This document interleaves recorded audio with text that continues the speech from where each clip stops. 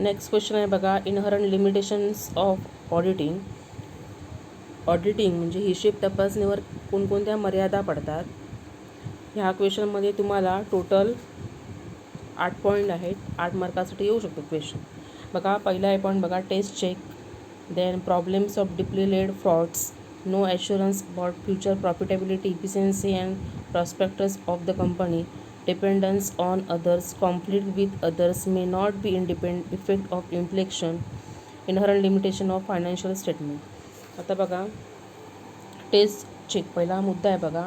Taste check म्हणजेच काय, तर ईच अँड एव्हरी ट्रान्झॅक्शन ऑर्गनायझेशनमध्ये चेक केली जाते. समजा एखादी ऑर्गनायझेशन मोठी असेल तर इम्पॉसिबल आहे ईच अँड ऑडिटरला की each and every transaction check करणं. ही फर्स्ट मर्यादा झाली. सेकंड बघा, problem of deeply laid frauds. It may be not possible for auditor to detect deeply laid frauds as most of the times the frauds are done with proper planning.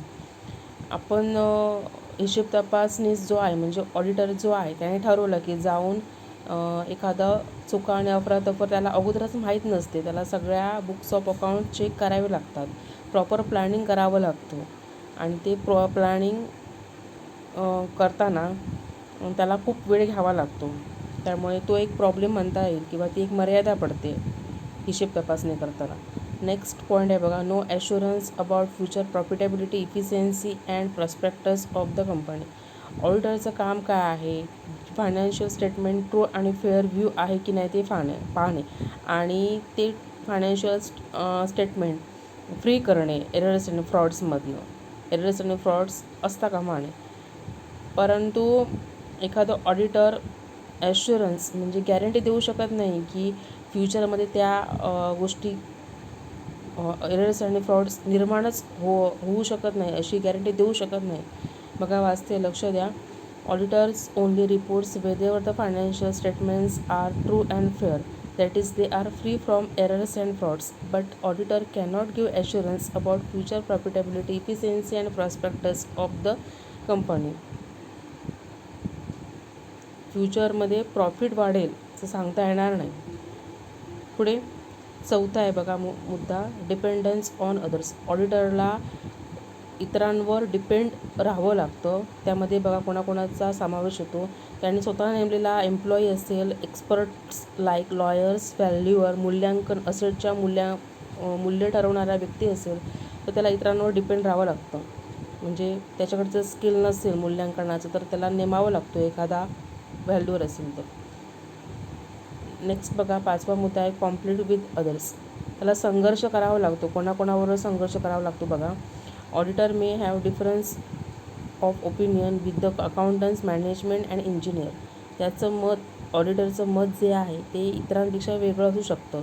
त्यामध्ये कोणाकोणाचा समावेश आहे बघा, accountants, management, engineer, ETC.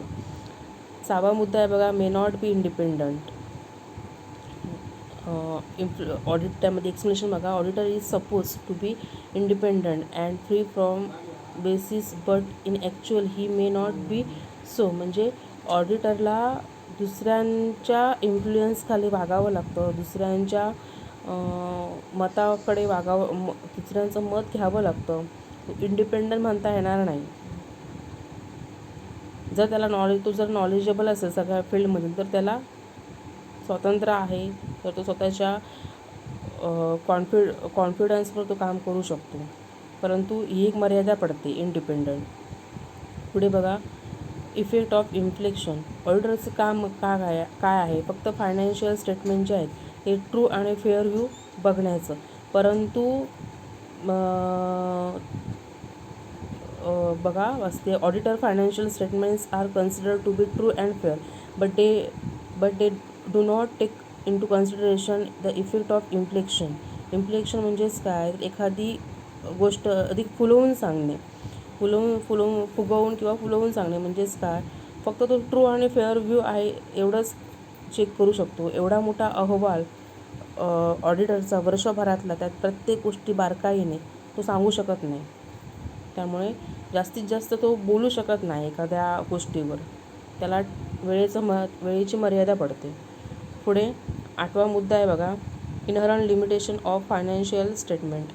Financial statements म्हणजेच वित्तीय पत्रके, यांच्यावर देखील मर्यादा पडतात. बघा, financial statements are a combination of recorded facts, accounting principle and personal judgement.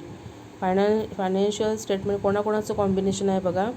Recorded facts means वस्तुस्थितीस, अकाउंटिंग प्रिन्सिपल्स जे अकाउंटिंगची तत्त्वे आहेत, आणि पर्सनल जजमेंट जो ऑडिटर देतो त्याच्यावर, ह्यांचं सगळ्यांचं कॉम्बिनेशन काय आहे, फायनान्शियल स्टेटमेंट्स आहे.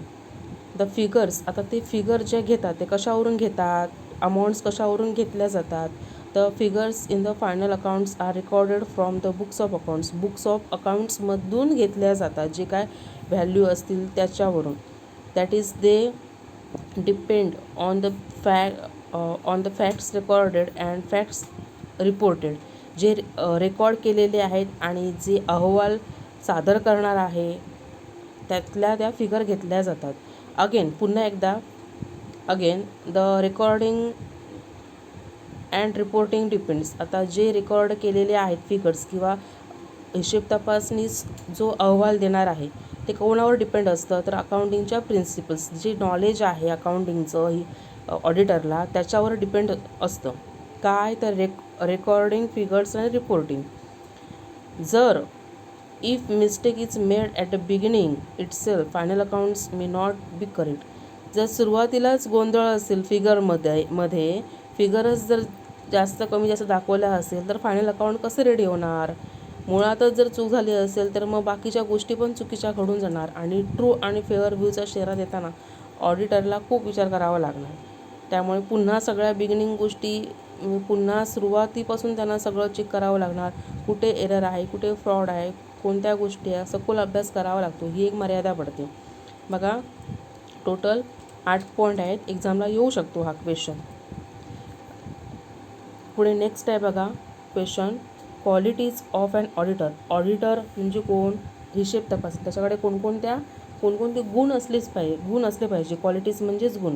पहिला आहे बघा, चार्टर्ड अकाउंटंट, तो CA असला पाहिजे. तुम्हाला मी लास्ट लेक्चरमध्येच एक्सप्लेन केलं आहे की बेसिक क्वालिफिकेशन जे आहे ICAI कडनं त्याची नेमणूक झाली पाहिजे. आणि company act 2013 rather than beginning a quality of an auditor, त्याच्याकडे ती क्वालिटी असली पाहिजे. त्याचं बेसिक क्वालिफिकेशन काय आहे, तो CA असला पाहिजे आणि ICAI कडनं त्याची नेमणूक झाली पाहिजे. दुसरं आहे बघा, skill and competence. And auditor must have knowledge. कुठचं नॉलेज असलं पाहिजे बघा त्याला. And auditor must have knowledge, experience असला पाहिजे, skills, competence in the field of accounting, auditing, taxation, various laws etc.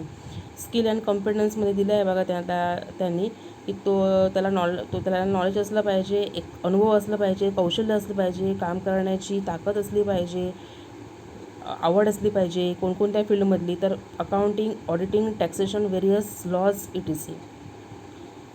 त्याच्यानंतर अजून त्याच्याकडे कॉम्पिटन्स म्हणजे जी रिसंट डेव्हलपमेंट जी होती आहे टॅक्सेशनमध्ये म्हणा किंवा RBIचे काय रूल्स मी मागच्याच लास्ट लेक्चरमध्येच एक्सप्लेन केलं आहे. RBIचे रूल्स म्हणा, रिसेंट डेव्हलपमेंट्स वेगवेगळ्या फील्डमधलं ते पण त्याला माहीत असलं पाहिजे. नेक्स्ट थर्ड पॉईंट आहे बघा, हॉनेस्ट म्हणजे तो प्रामाणिक असला पाहिजे, साहजिकच आहे. And auditor must have honest, he should not verify what he does not believe to be true.